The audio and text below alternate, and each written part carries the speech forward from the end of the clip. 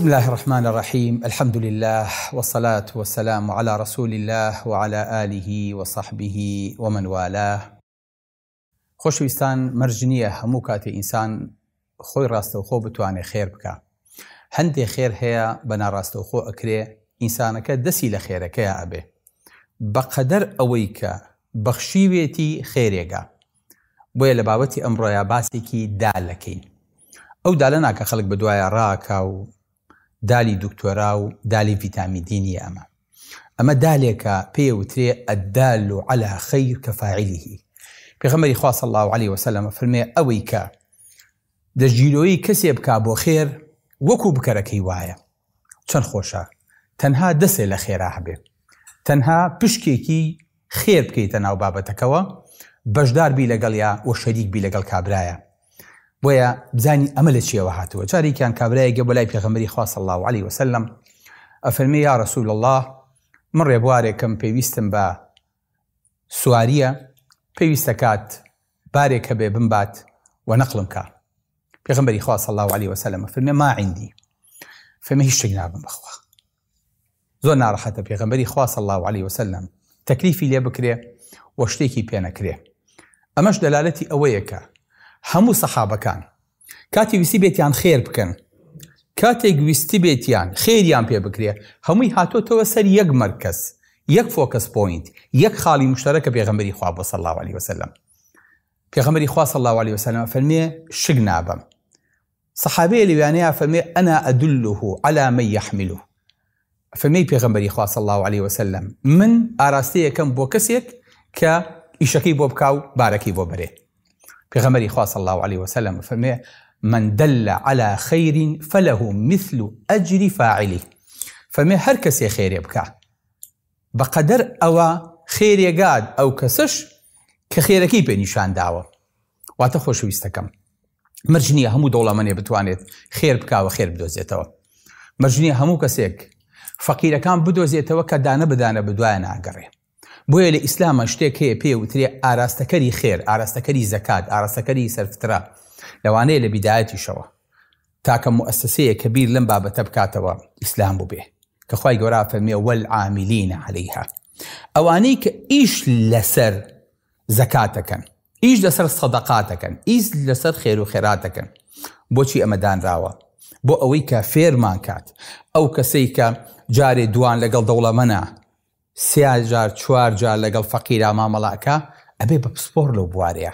ئەمە پێوتێ خەبیر، پێوتێ پسپۆر، پێوترێ پرۆفیسۆر لەو بوارەیە. بۆیە وەکو دەوڵەمەندێک وەکو کەسێک نییە کە پارەیەکی زەکاتی پێیە، وەکو ئاگروایە لە گفانی هەتا وەکو ساغێک کاتەوە نازانێ بیا بچێ لە خزم و کەسوکارێ و دەست پێیەکە. لەوانەیە زۆر جار هەتیوێ بێوەژنێ لە گەڕێکەکە لە دەلاوە بووی چوو بێ، بەڵام کەسێکی نەخۆشی بێدەرامەتی قەرزاری داعی سەرکس لەوانەیە کەس ئاوری لێ نەهاتەوە. بۆیە ئەمە بۆ چییە؟ بۆ ئەوەی کە ئەم هاوکاریانە هەر هەمووی بە شێوەیەکی یەکسان بۆ مستحقەکانی دابەشکرێ. بۆیە خوای گەورە فەرمێ وەالعاملینە، ئەو کەسانەی کە پارەش کۆکەنەوە و پارەکەش دابەشەکەن، ئەمانیش هەر زەکاتیان پێ ئەشێ. بۆیە بەڕێزەکانم، بابەتی ئەدال یعنی ئەو کەسەی کە ڕێنمووی کەسێکەکە بۆ خێرکردن، خێریکی گەورەی ئەگا بۆ ئەوەی کە فێرمان کات. پێغەمبەری خوا صلی الله علیه وسلم لە کاتێکا سەحابەکەیەتە لای کە ناوی قوبەیسەی کوڕی مەخاریقە، فەرمێ ئەی پێغەمبەری خوا من لە سوڵحێکا بووم، پارەیەکم کەوتۆتە سەر شان و ئێستا بێ پارەکە بم. پێغەمبەری خوا صلی الله علیه وسلم فەرمێ ئەقیم حتى تأتينا الصدقة. فەرمێ چاوەڕێکە هەتا وەکو پارەمان بۆ دێ. یعنی چی؟ یعنی سەحابەکە ژنی هێنا پرسی ئەوە بە پێغەمبەری خوا ناکرد صلی الله علیه وسلم، وەک لەوەی کە لە بابەتی سەدەقەیە پرسیان پێکرد. بۆ چکە ئەیانویست پارەکەیان پێغەمبەری خوا صلی الله علیه وسلم دابەشی کات، چکە ئەیانزانی لە باشترین شوێنە بەکارهێنێ و سەحابەکانی ژیانزانی پێغەمبەری خوا باشترین کەس و خێر و مندە، لەبەرەوە هەموو جارێکە خێری کشانەوی سەرهاتن بۆ لای پێغەمبەری خوا. کەواتە هەموو خێرەکە لە پێغەمبەری خوا صلی الله علیه وسلم یەکێ بڕی جارێکی تر، یەکێ گرتەوە ئالەم خاڵەیە کە پێغەمبەری خوایە و کە بانخوازەکەیە، کە پرۆژەکەیە، کە مؤسسەکەیە، ئەو شوێنەیە کە بانخوازە و کە داوەکە ئەکات. فەرمێت چاوەڕێک هاتا وەکو خێرێکمان بۆ دێ. پێغەمبەری خوا صلی الله علیه وسلم دوای فێرێکا فەرمێت ئەی فڵان کەس، خێر بۆ کەسێکە کە بێ بە ژێر باری قەرزێکەوە و ئەوەستێ هەتاوەکو پارەکەی ئەداتەوە کە پارەکەی دایەوە ئەوەستێت. 2 بۆ کەسێکە کە تووشی زەرەرێکی گەورە بووە، ئافاتێک یاوێتی لە زەرعات و کشت و کاڵەکەی هیچی نەماوە، فمێ بەقەدەر ئەوە خێری پێ ئەشێ هەتاوەکو ئەکەوێتەوە سەر پێخۆی. سێمیشیان کەسێک کە تووشی فەقیری بووە، ئەفەرمێ وەڕەجولٌ ئەصابەته فاقة، پیاوێک تووشی فەقیری بووە، حتى يقوم 3 من ذوي الحجة من قومه قال لقد أصاب فلان فاقة. ئەفەرمێ پیاوێک تووشی فەقیری بێ، تووشی ئیفلاسە بێ، تووشی قەرزاریە بێ، تووشی ناڕەحەتیە بێ. 3 کەس لە کەسوکاری نزیکی خۆی و ناسراوەکانی خەڵکێکی عاقڵ و دانا و ژیر، هەر سێکیان کۆکن لەسەر ئەوەی کە ئەڵێن فڵان کەس تووشی ناڕەحەتی و تەنگژەیەکی دایرایی بووە هاوکاریکەن، هەتاوەکو پیتاکی بۆ ئەکەن و ئەمەی بۆ قەرە بووەکەنەوە، فەرمێ ئەم پیاوەش خێری بۆشێ. واتە خۆشەویستەکەم، ئەم واسیتەی خێرانە زۆر جار کەسێکە لە کەسوکاری ئەوەی کە لێ قەوماوە قەرزارێکی بەسەرا هاتووە بۆ ئەوەی کە ئەمەی تێپەڕێنن خێر بە کابرا ئەشێ و هەرسێکیشان شایەتی ئەوەی بۆ ئەدەن. بۆیە زۆر ئاگاتان لە خێرەکانتان بێت، چۆن ئاگاتان لە ڕبحەکانتانە، پارەکانتان لە حرام و حەڵاڵە بێ، ئەو نە پارەکانتان ئاگادار بن، بزان ئەیکەن دەستی شێوە، چێ بەکارێ هێنێ، چێ ئەم پارەی لایە، ئەمانتەکەتان داوەتە دەست شێ، و ئەبێ ئەبڕێ خێراوانش لەخوا بترسن لەوەی کە ئەم پارانە تەخشان و پەخشان نەکەن. ئەمەی کە دراویانە تێ پارەی موسڵمانانە، زەکاتی موسڵمانانە، سەدەقەی موسڵمانانە، ئەبێ لە شوێنێک کات دای بنێن شوێن بگرێ، لە قیامەتە لە ڕووی بێ بە کابرای دەوڵەمەند بڵێ من پارەکەی تۆم ئەلە شوێنەیە بەکارهێنە، ئەگەر نا وەڵڵاهی 2 جار لەسەری قەرزارە بێتەوە. بۆیە خۆشەویستەکانم، پێغەمبەری خوا صلی الله عليه وسلم فەرمێ إن من الناس مفاتيحا للخير مغاليق للشر. خەڵکێک هەیە فکری پێیە، ئیبداعی پێیە، پرۆژەی پێیە، ئەقلی پێیە، ئەتوانێت شت بکات، ئیشی گەورە بکات. ئەفەرمێت خوای گەورە ئەمانی کردووە بە کلیلی دەرگاکانی خێر.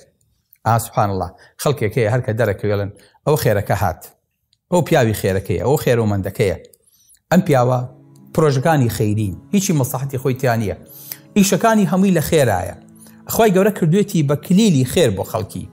ئەفەرمێت خوای گەورە خەڵکانێکیشی هەیە بوون بە کلیلی دەرگای شەڕ، بەس دەرگای شەڕ، بەس دەرگای خراپە لە خەڵکی ئەکەنەوە. بۆیە ئەم دەرگایانە خۆشەویستەکەم هەر یەکەیان پیاوی لەسەرە. بۆیە پێغەمبەری خوا صلی الله عليه وسلم فەرمێ إن لله تبارك وتعالى خزائن من الخير مفاتيحها الرجال. فەرمێ خوای گەورە خەزینەی هەیە لە خێر و لە ڕەحمەتی خۆی کلیلەکانی پیاوانن، واتە عەقلی پیاوانە، ئیشی پیاوانە، جوودی پیاوانە، پرۆژەی پیاوانە، ئیش و دامەزراوەیەکە کە ئەم پیاوانە پێی هەڵەسن. بۆیە خۆشەویستەکانم، ئەم دال على الخەیرە زۆر جار ئەبێ بە پردێک لە بینی دەوڵەمەند و فەقیرە، لە بینی دکتۆر و نەخۆشە، لە بینی قاڵەیەکی دەوڵەمەند و قاڵەیەکی فەقیرە، لە بینی مامۆستا و قوتابیە، ئەم دوو خەڵکە پێکەگەیەنێ، ئەمە پێوتێ الدال على الخير. ئەم دوو جەمسەری پێکەوە گرتووە. پیاوێکی وەکو عەبدوڕەحمان سمیت خوای گەورەی لێ رازی بێ، لە شوێنێکی وەکو کوێیتە، کابرایەکی دکتۆر پێویستی بە هیچ نییە، معەزەز مکەڕەم لە ئەوروپا بۆ خۆی جنسی لە گیرفانە لە هەر کاتێکا بێوێت، بەڵام ئەوقرە بەخۆی ناگرێ، حەزەکا بچێ بۆ داوە. لە کاتێکە ئەم دەستە سپیەی عەبدوڕەحمان سمیت ئەگاتە کیشۆری ڕەش، ئەم پیاوە هەموو تاقی خۆی ئەبێ بە پردێک لە بینی خلیجێکی دەوڵەمەند و ئەفریقایەکی فەقیرە، لە بینی دکتۆر و لە بینی نەخۆشە. ئەم پیاوە سبحان الله زۆر جاکەی بینم یان کە ناوی ئەخوێنمەوە بەڕاستی شەرمەکەم، ئەلم وەرە لە ڕیزی مەحکەمەی ئیلاهیە وەستابی تو عەبدوڕەحمان سمیت لە پێشتەوە بێ. بەڵێ عەبدوڕەحمان سمیت تۆ چی کردووە؟ لە نامەی ئەعمالەکەیان نووسرا بێ 5700 مزگەوتی دروست کردووە. باش 15000 هەتیوی گرتووەتە خۆی کەفارەتی کردوون و پێی گەیاندون، 9500 بیری لێداوە، 860 مەکتەبی دروست کردووە، 4 جامیعەی دروست کردووە، 204 مەرکەزی ئیسلامی دروست کردووە. ئێمەش بە تەپەتە بچین لە پشتی ئەوە بڵێن ئەی ئەوە چیتان کرد. بۆیە بەڕێزەکانم ئەم ئیشانە گەورەن و ئەبێ پیاوی گەورەشی لە پشتەوە بێ. بۆیە ئەبێت مفتاح بین، ئەبێت دال بین بۆ خەیر. زۆر جار دەوڵەمەند لە مامۆستا وەڵای پارەیەکەم هەیە نازانم چی لێ بکەم، نازانم بیدەم بەچێ، بەڕێی جەنابەت چی لێ بکەم. لەسەر قسەی مامۆستایەک، لەسەر قسەی کەسێکی دانا کە ئەبێ بە ئاراستەکەری ئەو خێرە، لەوانەیە پرۆژەیەک لە پرۆژەکان بکوێتە سەر پێ و ڕووی کۆمەلگایەک بگۆڕێ بە جارێک لە کاتێکا بیر لەوە ئەکەیتەوە مەدرسەیەکی دینی دروستکەیت، تەحفیزی قورئان دروستکەیت، حەدیسی پێغەمبەری خوا صلی الله علیه وسلم لەناو خەڵکا جارێکی تر بچێنیتەوە، ئیعلامێکی مناڵان دروستکەیت لە گۆڤار، لە تەلەڤیزۆن، لە سۆشیال میدیا، ئیشی لەسەر بکەیت، هەرچی پێویستەکات بۆ گەنجێک بۆ مێرد مناڵێک بیکەیت، لە ئەفکاری منحریف دووریان خەیتەوە، بە شتێکی بەسوودەوە مەشغوڵیان کەیت، هەمویان پێ بگەینی بیان بکەی بە داعی، بیان نەیتەوە ناو کۆمەڵگاکەی خۆیان، لەجاتەوەی کە بە ئیشی لاوەکی و خراپە و تاوان و فەسادەوە مەشغوڵ بن. چۆن بتوانین ئەمە بکەین جارێکی تر؟ یەک پرۆژە لەسەر دەستی تۆیە، خێری پێ بکرێ، بکەوێتە سەر پێ گەورەترین ئیشە کردووە. لەوانەیە شتەکە زۆر بەسیط بێ، بڵێ مامۆستای خوا خێرە بنووسێ، دەستێک کردم بە خێرا، ئیشێکی گەورەت پێ کردم و ئاراسەیەکی باشت کردم بۆ خێر. بۆیە بەڕێزەکەم لەوانەیە یەک کتێب کە چاپەکرێ و ئەچێتە ناو هەزارەها ماڵەوە یاخود لە ڕووی ئۆنلاینەوە بڵاوەکرێتەوە، دەستی تۆی خێری تایە کە چیت دەوڵەمەندێکە بۆ ئاراستە کردووە و بە کەسێکی تریش و تۆ بۆ ئەو کتێبە لەسەر ئەو بابەتە نانووسیت، دوو جار ئەم جارەکە پێکە گەیانون، ئەمەیان سێمە کە خێرەکەت گەیشتووە. واتە تۆ ئەو حەلەقی وەسڵەیت خۆشەویستەکەم ئەبێ زۆر بە وریایی مامەڵە بکەیت. بۆیە هەموو ئەوەی کە ئینسان لە دەستی دێ زۆر جار پاری نییە، توانێ ئەمە پاری بێ، ئەمە زەخیری بێ. زۆر جا ئینسانە چێتە قیامەتەوە هیچ پشکی نییە لەوەی کە هەیە. خوای گەورە چێوێکی پیشانە یاد ئەفەرمێ خوایە ئەم چێوە هیچەیە، فەرمێ هی تۆیە، ئەڵێ خوایە من ئەم خێرم نەکردووە. ئەفەرمێت تۆ بەشدار بووی لەو خێرەیە و ئاراستی ئەو خێرت کرد بێ بەشمان نەکردی و لە خێری کابراشمان کەم نەکردەوە. سبحان الله وتعاونوا على البر والتقوى. ئەها ئەبێ ئەم پیاوانەمان ئەم جۆرە پیاوانە بن کە خاوەنی ئەم دەستە سپیانن بۆ ئەم شوێنە ڕەشانە، بۆ ئەم کشوەرە ڕەشانە، ئەبێ لەو شوێنانەیە بن کە پێغەمبەری خوا صلی الله عليه وسلم فەرمێ إن من الناس مفاتيح لذكر الله إذا رؤوا ذكر الله. فەرمێ هەندێ پیاو هەیە کلیلن بۆ بیرخستنەوەی خوای گەورە، هەرکە خەڵکیان بینی ئیتر واز لە دۆلار و پارە و دنیا و هەموو شتێکی خۆیانێن ڕووەکەنە مامۆستا، ئەڵێن تخوا مامۆستا چی بکەین باش، تۆ نەسیحەتێکی خێرماکە، فرسەتێکی باشەوە نییە. بۆیە بەڕێزەکانم جارێکیان پێغەمبەری خوا صلی الله عليه وسلم لەگەڵ کۆمەڵێک سەحابیا دانیشتووە، جەریر بۆمانە جێڕێتەوە، فەرمێت کۆمەڵە سەحابی پێغەمبەری خوا هاتن صلی الله عليه وسلم، هەمیان مجاهید بوون، فەرمێ جلێکی پواو چڵکن برسی قش هەڵواوی خۆیان کرد بە مزگەوتە، شمشێرەکانیان حتا شێلانی پێوە نەبوو پێوەی کەن، هاو بەدەستیانەوە بوو. فەرمێ پێغەمبەری خوا صلی الله عليه وسلم تەوا بێتاقەت بوو، تەواو ناڕەحەتی پێوە دیار بوو، حتا ئەوەی کە فەقیدەکەی پێوە بینین فەرمی بیلال بانگ بە بانگ، الله فەرمێت بیلال بانگیە. پێغەمبەری خوا نوێژی کرد و دەستی کرد بە خوتبەدان، داوای هاوکاری کرد بۆ ئامانە، فەرمی ئەمانە پێویستیان بە هاوکاریە، چیان بۆ کۆکەنەوە؟ فەرمێ پیاوێک هاو بە دەرهەمێک، پیاوێک هاو بە خورمایەک، پیاوێک هاو بە جلوبەرگێک، هەر یەکە شتێکی هێنا. فەرمی حتا وەکو ئیتر هیچ نەما. پێغەمبەری خوا صلی الله عليه وسلم فەرمی وەلەو بشقی تەمرە، ڕەحمەتی خواتان لەبێ ئەگەر دەنکە خورمایەکیش بێ بیەن.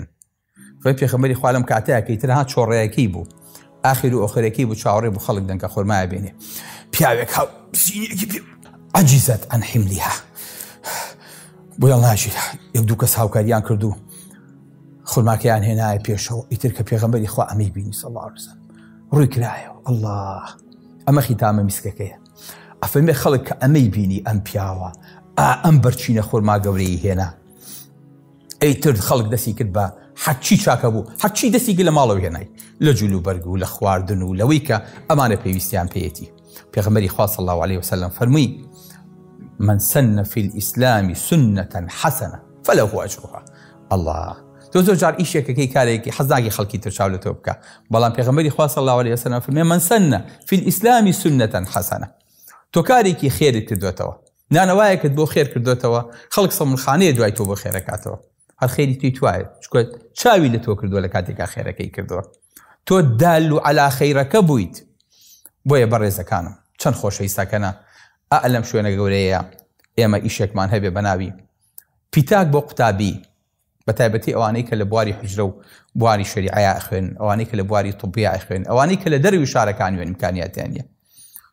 چەند خۆشەویست ساکەنا پرۆژەیەکمان هەبێ بەس بۆ حیجابی ئافرەتەکان کە حیجابیان کرد لە لەشکێک و نیقابێک و جلێکی پۆشتە و عەبایەکەوە بۆیان بکڕین هەتاوەکو ئەخیر چیان پێویستە کات. چەند خۆشە کەفاڵەتی کۆمەڵە داعیکێنی و نەیاڵین پێویستیان بە هیچ بێ. چەند خۆشە بەسەر ئەو مزگەوتانی کوردستانە بگەڕین کە نە مەلایان هەیە نە مزگەوتیان هەیە نە کەسێکیان هەیە فێریان کە نە کەسێک هەیە مامۆستا بگەێنێ. هەفتانە و مانگانە و هەموو جمعەکان مامۆستایەکە بێ بەسەریانە بگەڕێ یاخود دەوێ نیشتەجێکین و مزگەوتێکی بۆ بکەینەوە ماڵەکەشی لەوێیانەیە بێ. چەند خۆشە عەقڵمان بۆ ئەمانە بچێت. بەڵێ مزگەوت گۆرەیە خۆشەویستەکەم بەڵام دڵنیاتانەکەم ئاوەدانی مزگەوت بە مامۆستاکەیەوێتی نەک مزگەوتێ بکەیت و بەجێ بێڵیت کەس نەبێت فێری خەڵکەکەی بکە. بۆیە مەفروزە هەمومان لەم بابەتەیە بەشدار بین. ئەوەی کە ئێستاکەنە ئەمڕۆ شەڕی پێکرێ شەڕی چەک نییە باوەڕم پێ بکەن شەڕی ئەعلامە. گەنجە سەرەکە لە سۆشیال میدیایەکەوە دانیشتووە یەکە جورئەتی نییە جوێن بە ئیسلام بە قسەیە بکە هەڕەشەیە بکە هێرشێ بکات. ئەم بە منوتە ناکرێ ئەمە بەو گەنجە ئەکرێ بەس بەخوا لەوانەیە دینارێ لە گیرفانیان نەبێ بەخوا لەوانەیە پارەی ئینتەرنێتەکەی پێ نەبێ.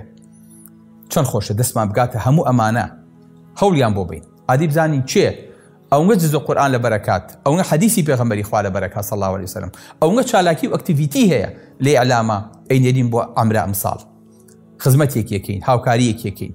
چەند خۆشە پرۆژەیەکمان هەبێ بۆ خستنە سەر ئیش بۆ گەنجان بۆ زەواجی گەنجەکانمان خۆشەویستەکانمان ئەتوانین بڵێ ئەتوانین بەڵام ئەمە تەنها عەقڵێک و لێبڕانێکێوێت تەنها خەڵکێکێوێت بێت ئەم لحمەیە دروستکات ئەم حەلەقەی وەستە و ئەم بۆندە بێ بۆ ئەوەی کە جارێکی تر ئاراستەی خێرەکانمان بەرەو خێرتر بەرین بەرەو چاکتر بەرین. خێرەکانمان یەک بەدە نەبێ بەڵکو خێرمان یەک بە حوسەتیش قبوڵمان نییە بەڵکو زیاتر و زیاتر بێ. خێریش هەتاوەکو جێ بگرێ بەرەکەت و فەڕی زیاترە. بۆیە بێ خێر و بەرەکەت بێ خێر و بێر بێ. ئەمەش بە چێیەکرێ بە تۆ یەک کە دینارێ لە گیرفانتانیە کە توانات نییە بەڵام ئەقلت ئیشەکاوە توانیت ئاراستی هەموو ئەو خێرانە بکەیت بە هەردوو ئاراستەکەیە هەم هی دەوڵەمەنەکە هەم هی ئەو کەسێک کە توانای هەیە و ئەتوانێت بجوڵێت داوەکەی ئاراستەکەی دواتر ئەم دوانە پێکەوە گرێ بیت تۆ لە خێری هەمووی هەر بەشداریت هەموو خێرەکەشی تۆیە و لە قیامەتیشا هەمووی بە باڵای تۆ ئەبڕێ. ئەو کەسەی ئەبێ بە واسیتەی خەیر بۆ باخی بەهەشت ئەبێ بە ئاودێر.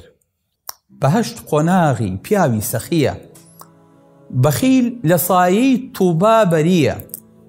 ئەوی ئەی بەخشێ مایی نەجاتە هەرچی مایەوە ماڵی میراتە. کەوا بوو ئەبێ پایە بڵندان پارە ببەخشن بە مستەمەندان. لەگەڵ چێ خواردت چایەکی تاڵی خیانەت مەکە بەسەر و ماڵی. ئەڵڵا لەگەڵ چێ خواردت چایەکی تاڵی خیانەت مەکە بەسەر و ماڵی. خۆت ناحەز مەکە لەکن تەڵەبکار حیساب بە دینار بەخشین بە خەروار. یعنی چی؟ یعنی لە حسابە ورد بە و وردی کەرەوە هەر کاتی حساب بکرد بەڵام ئەگەر بەخشیت ئەوە بە بێشومار و بە خەروار بیبەخشە. خۆت ناحەز مەکە لەکن تەڵەبکار حیساب بە دینار بەخشین بە خەروار. سلام علیکم ورحمة الله وبركاته.